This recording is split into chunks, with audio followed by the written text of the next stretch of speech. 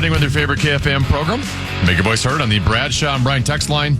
Let us know what you have to say by texting your message to 64686. That's 64686. Standard message and data rates apply.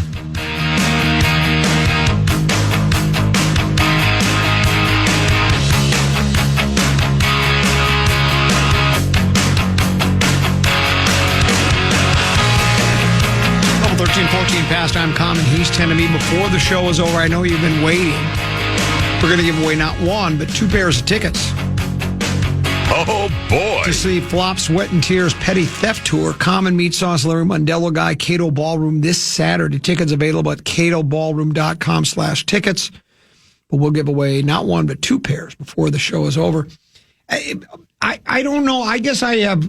Today has been a struggle for me on the air. I'll admit. I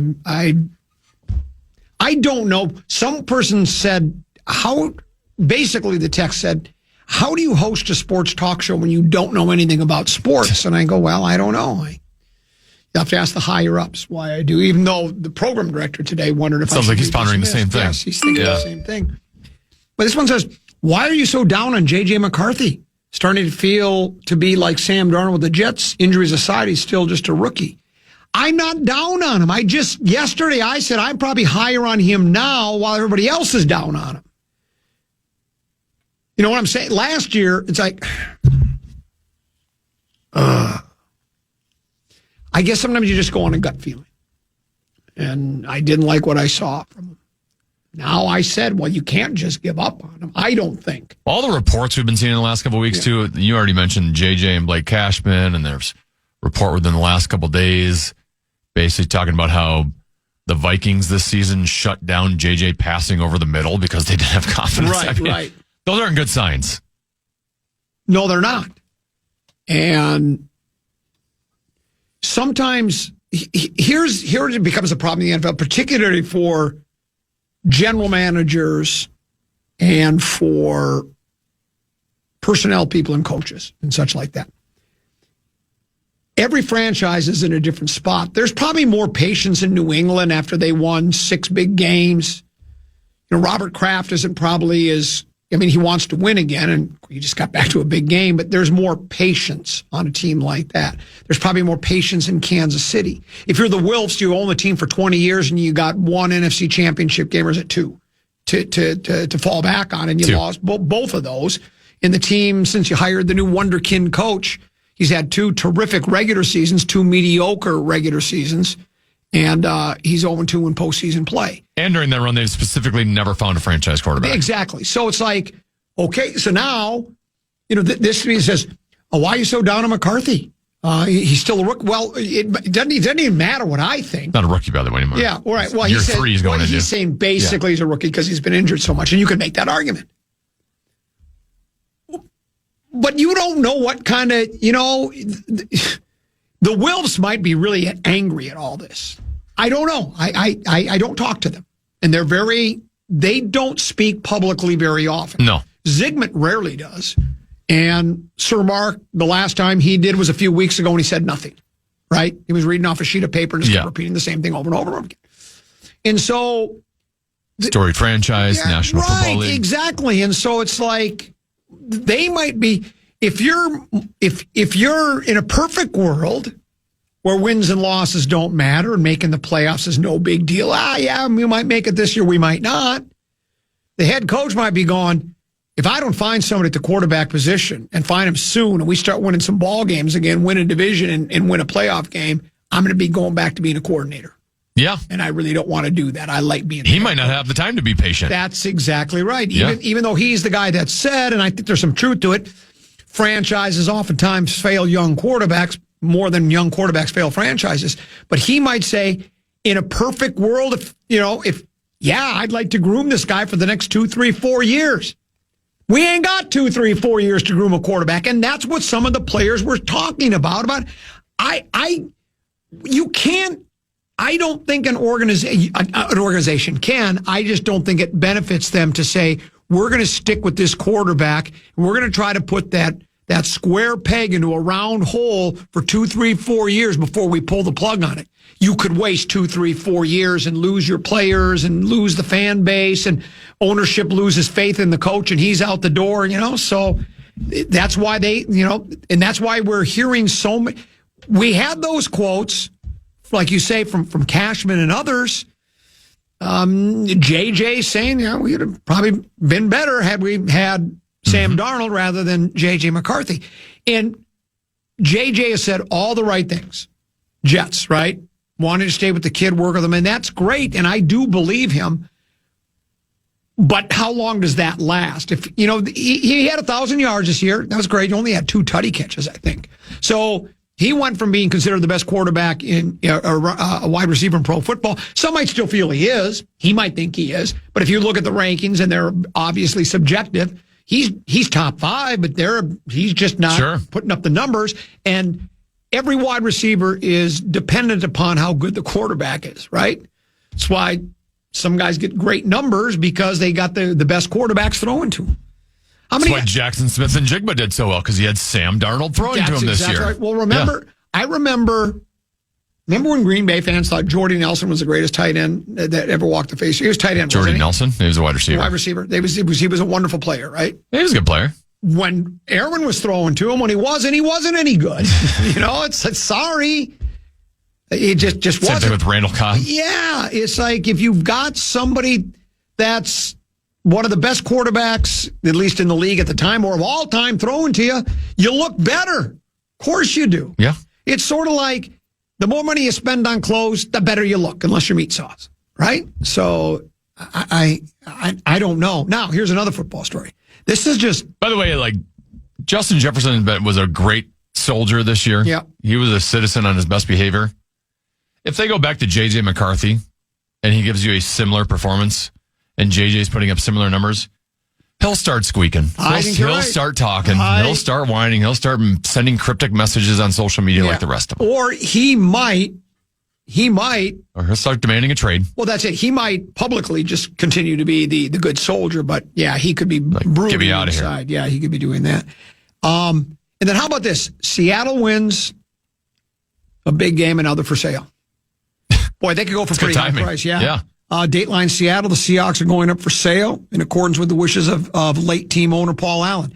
Allen's estate announced yesterday it's begun the process of selling the team, which is coming off its second big game victory in franchise history. The NFL did not immediately respond to a request for comment from the Associated Press, nor did Allen's estate have anything further to add beyond its brief statement.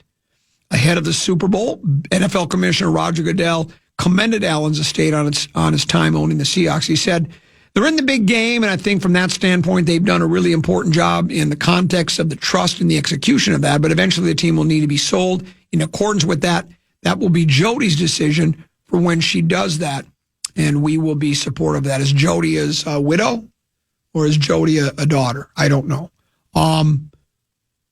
Investment bank Allen & Company and law firm Latham and Watkins will lead the sales process, which is estimated to continue through the off-season. NFL owners must ratify a final purchase agreement. The estate said the sale is consistent with Allen's directive to eventually sell the sports holdings and direct all estate proceeds to philanthropy.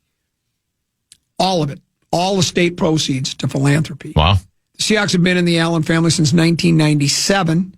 He bought the team for $194 million from then owner Ken Behring. The last NFL team to be sold was the Washington Commanders, a group led by Josh Harris that includes Magic Johnson, bought the team from longtime owner Dan Snyder and his family for a record $6.05 billion. Allen bought it for $194 million.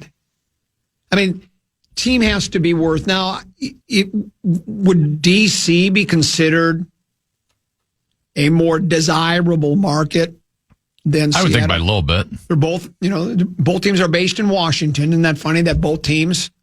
I always love that one. If they are sold, that'll be the last two teams that were sold are both out of Washington, which is kind of interesting. But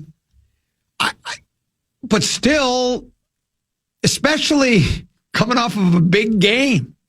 Hey, look what we got for you. Step right up. Who's the first that would like to make an offer for a team that just won a big game? Got a franchise. Good chance to repeat. Yeah, got a franchise quarterback. What do we call the dark side? Is that the name of their defense? The Dark Doom, Doom of Gloom? Legion of Doom? Yeah, that was the old one. They got a new name now. Oh. I think they have a nickname. It's called like the Dark Side, I think. I know they got the 12s, the greatest fans in all of. You got a couple of good running backs. You do have a defense that's as good as any. They posted the best numbers. I mean, you're almost, by buying the Seattle Seahawks, it's almost like you're buying a Lombardo trophy or a real good chance at it, right? I mean, if you're buying the Oakland Radiators, it's still an NFL football team, and you got to think that things can change. You're certainly hopeful if you buy. Now, my guess is, I don't know. Would the Raiders go for the same amount as Seattle? It's an NFL football team. They don't come up for sale very often. You can still ask for an arm and a leg and a pound of flesh and a pint of blood, right? But man, someone's gonna walk into a pretty good situation. There's not really a rebuild needed for Seattle right now. Let's do this. Let's give away a pair of tickets as we go to break. Tend to be Flop, Sweat, and Tears Petty Theft Tour. Meet Sauce, Common Man, and Larry Mondello Guy at the legendary Cato Ballroom this Saturday. If you don't win tickets now, they're available at catoballroom.com/tickets. Be the 11th caller at 1-800-320-5326. 1-800-320-5326. If you're the 11th caller, you win a pair of tickets to see Flop, Sweat, and Tears this Saturday. Hope to see you there. That's Saturday, Cato Ballroom. Back with a little Distat Lat after this here on The Fan.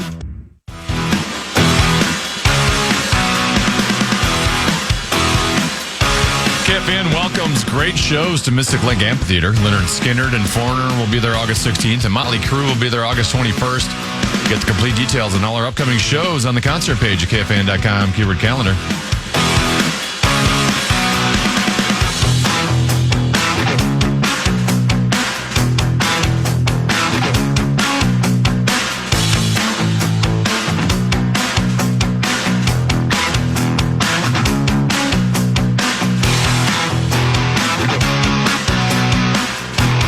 Tend to be on the.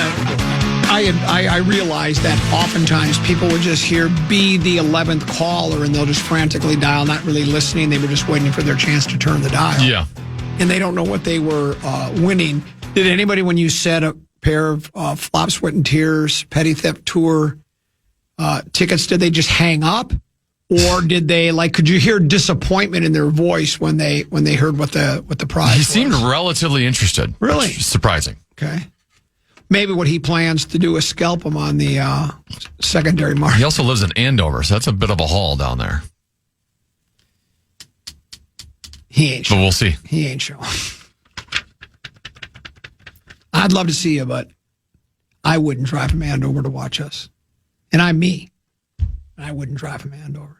Sorry, I'm just saying. It's like I'm just being honest with the audience. I lie for a living, but I'm honest about it. It's only a 1-goal game, and we're putting a lot of pressure on Canada. Right, it's the Olympic women's gold medal game. Canada and the United States. Canada leads 1-0 with just under 7 minutes to go. I would say we're putting pressure on in terms of zone time, but they're not getting much to they call the house. Well, shoot. Net. Well, they're shooting a lot from the outside. We can't get to the middle of the ice. We're not getting any good scoring chances. Yeah. And we had just called a timeout to talk things over, I think. But it hasn't really led to... Geez. That's a penalty. Wow. United States would be penalty. Is that called roughing, boarding? What are they? I don't know what the penalties are anymore in hockey. Isn't boarding, is that still a penalty? There's a lot of gray area in women's hockey with what you can do from a physicality standpoint. Okay. You're not allowed to check, but there still is... Oh, she shook up, too. Oh, yeah, she got hit pretty good in the boards. Yeah. Now, let me ask you, is boarding still a penalty in hockey? Yes. Okay. Or is that roughing? What would you call that? You're a hockey guy. You're a referee. Well, I think just in women's hockey alone, they can't check. Okay. Oh. But yeah. Well, if that's in men's, what? In men's, that's boarding. That's boarding. Yeah. Yeah. Though men's, they might allow them to get away with that a little bit. Yeah. Oh, she took a dive right before that. Yeah. Wow. Well, that doesn't bode well for us. It's 2 minutes. We're going to be shorthanded. Now, we've heard of shorthanded goals before. You know, when I get my... Now they're reviewing it. I wonder if they can take it away after looking at it. I get my sports confused, Tenneby. I mean, she kind of stopped right into her. Curling is where Canada was the favorite going in women's. Canada was the favorite. And what I read was because of Switzerland's strong showing, they've also entered that, that's a really good team, of course, the United States, and we play Switzerland. I think I have it straight now. We're in the semifinals playing Switzerland, I believe. Who we just beat today. And a close one that went to the end. Okay, that one went to the end. That allowed the USA to get into the top four. The top four. And we play... So now we play Switzerland again. We play Switzerland again. That's the 2-3 matchup. All right, very good. Did they? Yeah, they called her for boarding. They affirmed or confirmed it. She's in for boarding. And now, yeah. It's not looking great for Team USA. They really haven't. I'm going to ask another stupid question. Yeah. Which I'm the king of. Are there professional women's hockey league players playing on? Oh, yes. Both teams are littered with. They're just littered. Yeah, they are. Yeah. Okay. For these two teams, yes. Right. Okay. How many of our? Well, actually, they're not all professional because even there's one playing for the Gophers right now, Abby Murphy, who's playing for Team USA, but she plays for the Gophers. But she'll be a professional. How many of the Frost players are on this team? Do you know? Do we have any indication whatsoever? Well, I don't want to put you on the spot. Both Taylor Heisey and Grace Zumwinkle play for Team USA. Okay. And then there's a former Frost player, Sophie Jakes, who's a defenseman for Canada. Okay. We talked about this the other day.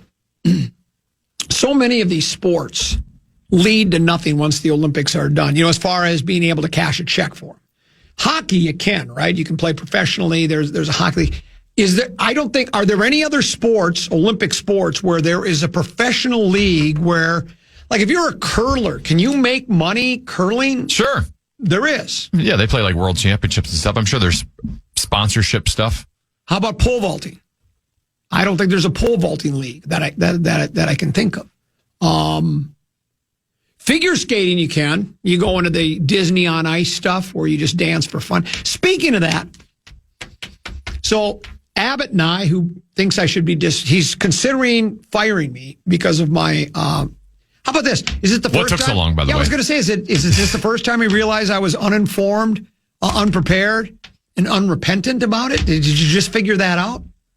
But yesterday we were talking about what sports do we like the best to watch in the Olympics. He said hockey for him. And that's you as well. And I said figure skating. Then he doesn't like judge sports, sort of like you. Yeah. It's not your favorite. And I guess what I was trying to say, and I didn't do a very good job of saying it, because I said all you care about is wins and losses, blah, blah, blah. And I think that's what most people, at the end of the day, you compete to have wins and losses. But as a spectator, I enjoy the figure skating.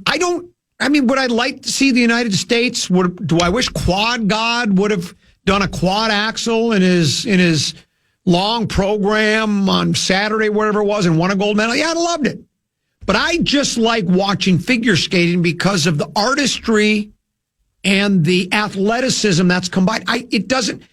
Can you ever just watch a sporting event and really not care too much about wins? Do you ever watch a football game? A college game? You ever tune in? I don't think you do a lot of this. Maybe I don't think you watch a lot of college football. Maybe you do. If I tune in and watch, let's say it's West Virginia playing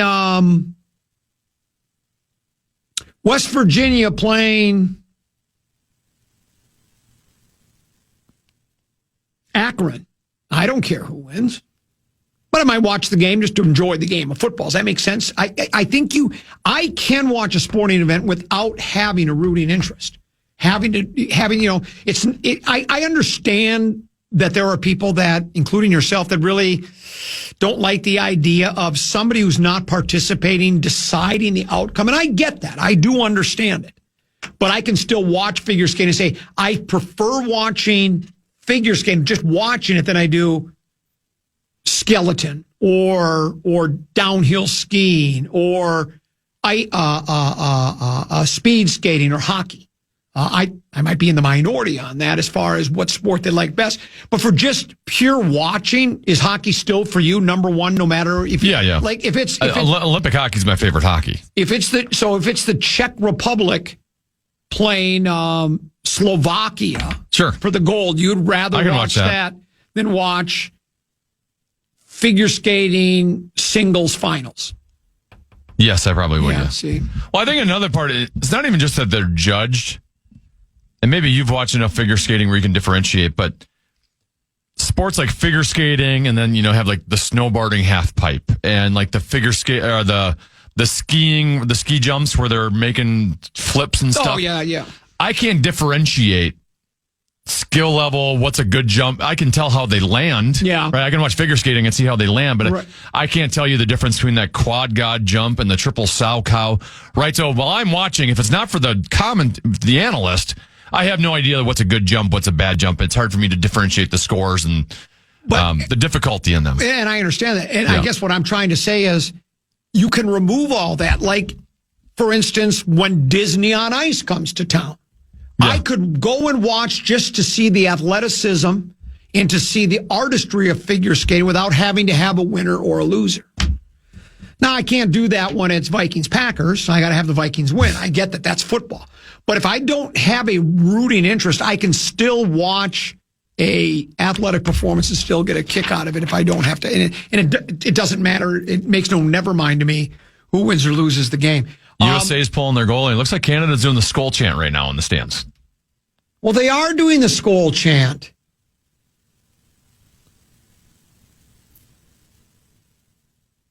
Well, them's fighting words. Well, it was originally Iceland, so we can't really take credit for it either. I didn't realize that. It's another thing I don't know. Yeah, USA's pulling their goalie. And how much time is left? 3 or 4? 3 anyway, isn't there? Or is it less than that? We'll see. They don't have the clock up. As we go to break, and we'll tell you how much time is left as soon as they let us know. 2:22. Should we? There's no need to hang here, is there? We'll go to break. No, we'll go to break. Yeah. All right, let's go to break. Let's give away a pair of tickets, though, if we would. One last pair to see Flop, Sweat, and Tears Petty Theft Tour at the Cato Ballroom this coming Saturday. Meat Sauce, Larry Mandela. Oh, U.S. scored. Oh, we did. Let's go. Good thing we didn't go to break. 2:04. Shot from the point. Don't know if it was deflected or there was traffic. And now we're tied.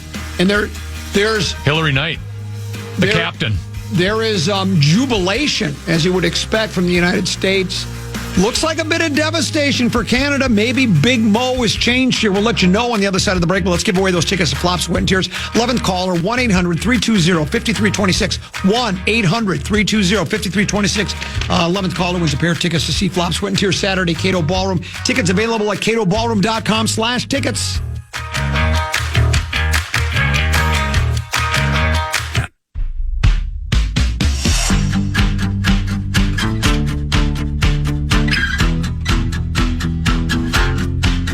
We're going to OT in Olympic hockey, gold medal game.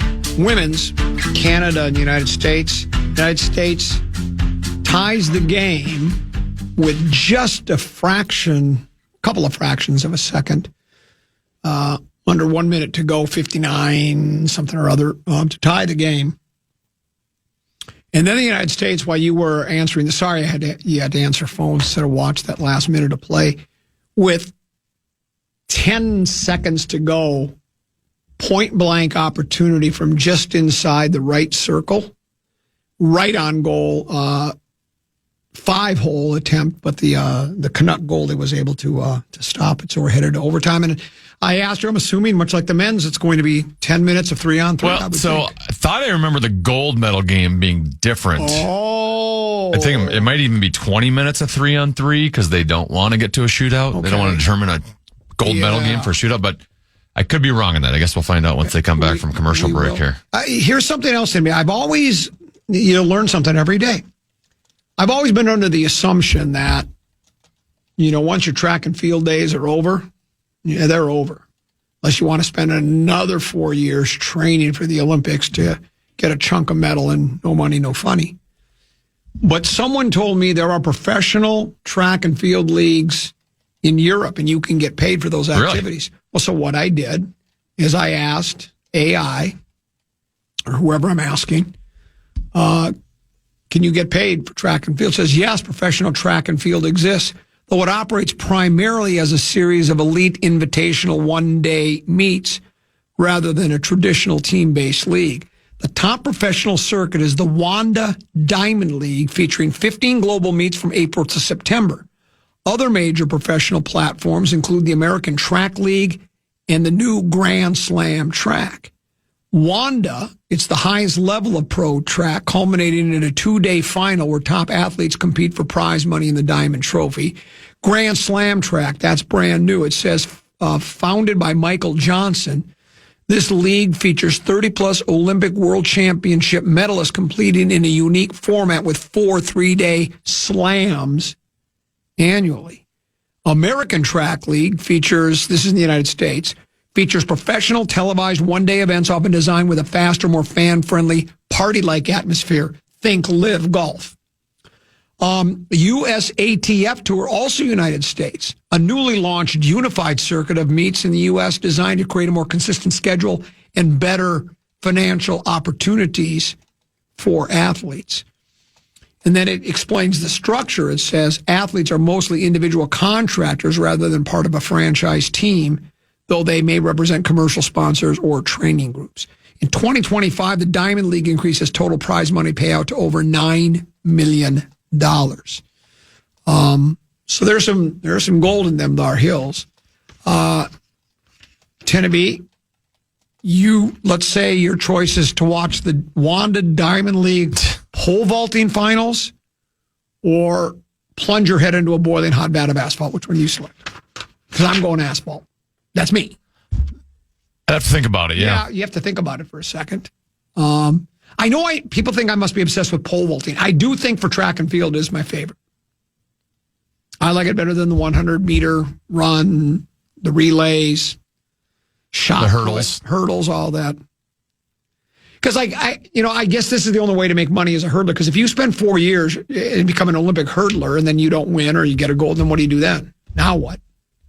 You can't apply for a job looking for gold medal hurdlers. So it does look like the women's rules are the same as the men's for the gold medal game. Okay. Apparently they changed it because in 2018, the gold medal game came down to a shootout between U.S. and Canada. But for just the gold medal game, if a game is tied at the end of regulation in the gold medal game, the two teams will play a 20-minute period of 3-on-3 hockey. If the game is tied after overtime, then the teams will keep playing until the winning goal is scored. There is no shootout. Between each period, there will be a 15-minute intermission during which the ice will be. So that's what's happening right now, the resurfacing the ice. Well, yeah, because I'll tell you, I don't, again, I generally, when you're talking, I don't listen. I'm just waiting for my turn to talk. You're not a big fan of shootout decisions. Even in the NHL, I'm not either. I wouldn't even do 3-on-3. For the Olympics, I would just go 5-on-5 right. And you play until someone scores. Yeah, I tend to agree with you there. But, yeah, I've never been. The whole reason the NHL went to 3-on-3 is because they don't want games ending in a shootout, but you can't have games go on forever. So let's try to make a 3-on-3 gives an easier chance to score. But for the Olympics, I would let it go and go and go until someone scores. I'd keep it 5-on-5. Sudden death. Money in college sports. Controversial topic. We have nil money, big fat stacks, and booster provided cash. This is interesting. This is Columbia, South Carolina. That's your Dateline. It says one by one, South Carolina senators stood up at the State House this week saying they didn't want to wade into the rules about paying college athletes, but they couldn't bear to see their Gamecocks or Tigers left behind on the field or the court. South Carolina is poised to join at least 4 other states in keeping secret the amount of money given to athletic teams and players after the Senate initially approved a bill Tuesday. The House approved the proposal last month with just 2 no votes. Nearly every senator who spoke wished the NCAA, which oversees college athletics, would implement rules on what NIL, name, image, and likeness payments can be revealed or kept secret, rein in the transfer portal where athletes can switch schools yearly, or just do something to stop the extreme changes in the sports they've loved all their lives. Senator Chip Campson said, I think we have taken a wrecking ball to college sports. I played 2 sports, and I think it's been a horrible, radical change. But those who voted for the bill said said if they did nothing before the General Assembly's 2026 session ended in May, it could lead to a disaster worse than the 2025 when playoff hopes turned into a 4-8 season at South Carolina or a 7-6 finish at Clemson. Supporters said if other schools knew exactly what athletes were getting paid, they could make higher offers and lure away most of the roster. Even if the only information released is the amount of money spent on each team, opponents could extrapolate payrolls or create dissension over how much different teams get. Another senator said, we're going to be putting our schools and our athletic programs at a competitive disadvantage. I get it. I don't have to like it. Look, we have salary caps in 4 of the major men's pro leagues. Well, 3 of them. 3 of the 4 is what I meant to say. Yeah. NHL, NBA, NFL, and we think Major League Baseball might be headed there by all reports. There'll be a lockout after this season, and one of the major topics, if not I think it's the biggest topic, is should there be a salary cap, a ceiling, and a floor? And I think what's helped make, we know in the NFL there's a lot of parity, and we can see New England's a prime example. They went from 4-13 to 13-4, one season. I think that was their losing record last year. They went to 13-4. It can happen. His salary cap is, I think most people agree it's probably the best way. But every team knows what the salary cap is, and every team knows it becomes public how much a guy's signed for. Joe Bag of Donuts has signed a 5-year deal for, $41 million. So how much is it for each year? And then after they renegotiate, like players all of a sudden got to, Mahomes just renegotiated his contract.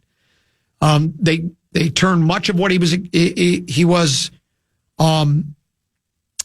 to be paid, what his salary was going to count against the cap next year. They took a portion of that, like I think it was $54 million, rolled it into a signing bonus and gave him that. Now his salary against the cap is going to be much, much less.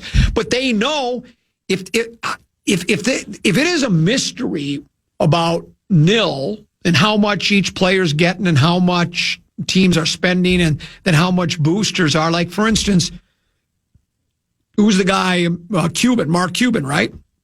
He's given big chunks of change to Indiana. Nike guy, Phil Knight, what's he giving Oregon? He's giving millions of dollars. It might even be hundreds of millions. I don't know what that number is. So it does seem like it's almost, while the athletes are getting paid, which I think is a good idea, I don't have a problem with it. It's almost like the Wild West, and it's almost like Major League Baseball, right? Without a salary, whoever has the most money, And for me in baseball, I mean, in a perfect world, there should be a salary cap, but I've always said, well, we don't have one. So then if you're going to, that's why I've always pushed the poll ads to occasionally, instead of, right sizing the payroll, wrong size it. Just once in a great while when your team is really like coming out of the year 2 years ago when they won the division title and finally broke that 0-18 skid, instead of right sizing it by downsizing it, wrong size it and upsize it, spend a little bit more money and try that for a year. And if you get real close again, stay there, add a little more. Then if it goes and that's it, then go back. All right, we'll go back to rebuilding now. We're going to go back to the drawing board. We're going to try to, we're going to wait for some other free agents, but we're going to build up our farm system. We're going to use our farm system to give us young players that can play in the everyday lineup. And the poll ads have just pretty much refused to do that. So in college athletics, I think there should be, and I don't know exactly, and I can't tell you exactly if there's any type of transparency at all in any of this. Because when I talk to, and maybe this is all reported, because when I talk to friends in the basketball community about kids like Trey Holloman, Jiggy Traw went from Michigan State and he went to play for North Carolina State. Kendall Blue, another Eastridge kid, he went from your school, St. Thomas, he went to Nebraska. And I hear different numbers for those guys. Oh, yeah, he got about $250,000 to go there. Oh, I heard he got about $400,000. I don't know. Are these numbers public somewhere? I don't know. But it's, and then we sit here in Minnesota and we're still in a spot where, for whatever reason, we don't have enough.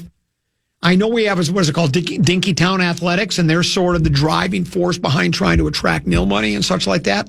I don't know how well they're doing. I don't have any. I know we get some. The university has $21 million or $20 million, whatever is 20 and a half, and they can spread that money around the athletic department as much as they like, in any way they in any way they want to. And from what I've been able to gather, most of these universities will give the vast majority of the money to the football team and the men's basketball team. And then some will go to women's basketball, maybe volleyball and hockey, if they have a hockey program, whatever it is. That's how they spend that money. But yeah, I think you said it right with Wild Wild West. This also says this could prompt a lawsuit. It says a lawsuit prompted South Carolina, or action prompted by lawsuit. It says a lawsuit prompted South Carolina to deal with the issue more quickly than other states. An open government advocate sued the University of South Carolina in September after the school refused to release payment details under a Freedom of Information Act request. Pro leagues like the NFL and NBA release salary information, but the secrecy at the college level keeps athletes from making informed decisions about their futures. It means that more than $20 million the NCAA lets each school spend on athletes will go without a checks and balances. And I think it's important to have those checks and balances. But it seems like we just dove into this without really. I think you summed it up right. Wild West. You just kind of dove into. There's no rules and regulations. There are none, and you think there should be. And some of those teams are benefiting by it, while others. Oregon's got to be one of them, right? Oh gosh, yeah. They must have more money. Well, they were benefiting even before. Right. Just from because they had the best facilities and that kind of stuff. And all funded in large part by and great apparel by Nike guy. I still don't understand why the University of Minnesota struggles to bring in money for nil-related reasons. Compared to a lot of the other Big Ten teams, they're in a good-sized market, right? It's not just some small small town. Agreed. It's got Fortune 500 companies. There should be enough alumni that someone's made some money at some point along the road. Like when we went to nil, I never expected them to be, competing with Ohio State and Michigan, but I feel like there's a good chunk of the Big Ten that we should be able to have more money than they do. And yet it seems like we always take the pull-out approach of, we're broke, we're poor, we don't have any money. Yeah. Nothing we can do. Well, and maybe it's some of these Fortune 500 companies that you would think would be able to go, let's throw them $5 million. Why not? But maybe a lot of the guys that make those decisions, they actually have a degree from The Ohio State, or they have a degree from Clemson, or they have a degree from Harvard, or Duke. And I know I live here, but that kind of goes against where my heart is, and where I'm a Blue Devil. Should we then have that elsewhere, though? Yeah. Shouldn't there people be living in Columbus to go, I grew up a Gopher, went to the University of Minnesota? Yeah, I don't know. I guess that's less likely, but. All I know is we're about ready for extra hockey. Bonus hockey is what we call it. When the United States scored the game about a minute ago, you were very excited. You almost jumped out of your seat. It's a gold medal game. Right now, some kid's wearing an Eruzione jersey in the stands. He's got to move on. I mean, that's. No, I will never move on from 1980 Miracle on Ice. That's not going to happen. He's got to move on. Updated at least an Olympic or two. 3-on-3, about to drop the puck. How nervous are you right now? I'm not nervous. Oh, you're not? No. I'm cheering for USA, but I will still move on the rest of my day just fine if they lose. How about the men? I'm excited to see this hockey, though, because I felt like the 5-on-5 there for a long time. There just wasn't a lot of chances going either way. So maybe this will hopefully open it up a little bit. We're still shooting from the outside. Yeah. But, this is different than men's 3-on-3 where... How so? Well, they're jumping right out. After the game's regulation's done, they jump right out. We just had a 15-minute intermission, so... They had a chance to talk about strategy, talk about philosophy, when to change. Well, do you think they'll do it in the men's when it comes to the gold medal game? Well, it sounds like they will, yeah. So you do get the time in the But they haven't up until this point. Just gold medal game's different. There's Heisey. She's one of us. Well, it's because... You had her on the show. Tend to be, you know how they say, because it's the cup, because it's the gold. So you change the rules. You have 20 minutes and you let them have a 15-minute intermission. Because they don't want to decide it by shootout, because this game should not be decided in the shootout. Yeah, but I mean, they also gave them the 15 minutes in between because it's the gold. I mean, this is more important than just a quarterfinal game or a pool game. This is... USA has mostly had possession of the puck. Uh-oh. Oh, no. Breakaway. Uh-oh. Uh-oh. Do you take her down? She's going to... Oh, she caught her. What a defensive play. Do you think she should have fed the puck to her teammate? I mean, it looked at first like she had the best chance, but last second, I thought she probably didn't think she was going to get caught. Yeah, maybe that's what it was. You know, that's great effort by that's the hockey equivalent of hero ball. We call that hero puck. She should have dumped it off. What was that play? I don't know. It was not good. They're getting a little reckless with it now. 3-on-3 hockey should be 3-on-3 all the time. I'm calling for the abolishment on 5-on-5 hockey and have it 3-on-3 all the time. It's way more fun to watch. The men's game sometimes in 3-on-3 gets a little boring because they're really? all about possession. They don't ever want to lose it, so they don't take any chances. They hold on to it. They'll hold on to the puck for like a minute and a half without ever shooting it. But if it was... You could argue that was a hook, by the way. But if it was 3-on-3 for the entire game, you might not worry about possession as much, or would you still? Do you think the men would still play it the same way in the NHL? Still think they'd probably play a possession game. Well, then I guess we got to go with 5-on-5 then, because I'm a shoot guy. You know how I am. I don't like. I mean, sometimes the 3-on-3 game is actually slower. Oh, really? Because they just. I mean, I like a pretty pass just as much as the next guy. Here we go. We just won. No. What was that? Was that a save or was that wide? She stopped it. That was a really good save. You must be like a second or two ahead of me because you said she won before the puck even hit the goalie on my screen. Oh. That was the Canadian player who missed the first game. Oh, here we go. They look tuckered. Yeah, they're certainly. For those of you just joining us, it's USA-Canada gold medal game for the women. 17 minutes to go in overtime. It's 3-on-3 for 20 minutes. And then... Still just the shot selection is... And if nobody scores in 20 minutes, they'll do another 20 minutes. There is no shootout here in Olympic hockey. And tend to be... They'll resurface again. Yeah, and there's no shootout in the gold medal game. And tend to be, and I both heartily agree with that. Tomorrow, program password, right? Little B at 1 o'clock. Who do we have lined up? I only have one lined up so far. That would be Justin Gard. Still waiting to hear back on another. Okay. Give me one hint. Is it a full-time KFAN person or someone? It's someone who works at KFAN, yes. Oh, okay. Just got to see if meat sauce is available. It's not meat sauce. Oh, okay. Well, that'll be meat sauce now turns me down. He used to always say yes to everything, and now the kid has gotten in the way. Yeah, I find that too. There are even times where... 2-on-1 Canada. She shoots it. Yeah. Oh, and she got the rebound. Oh, and the rebound was right there. Yes. Who's our goaltender? I am not sure. She's good. She's, well, of course, she's the Olympic goaltender, so of course she's good. Thanks. Thanks for that great observation, Colin. We appreciate that. There we go. Going to give away more tickets tomorrow to Flop, Sweat, and Tears. One more pair. And then Saturday night is the big show. Frankel is the goalie. Big ticket, JG. They will keep you updated on what's happening in Olympic hockey. Tenby, thanks for having me today. Great job. You as well. Lil B at 1 o'clock tomorrow. And then, as we say, JG and Tibida tomorrow for Program Password. We enjoyed spending a portion of our day with you. We will see you tomorrow at 12 noon Big Ticket, JG, they're next.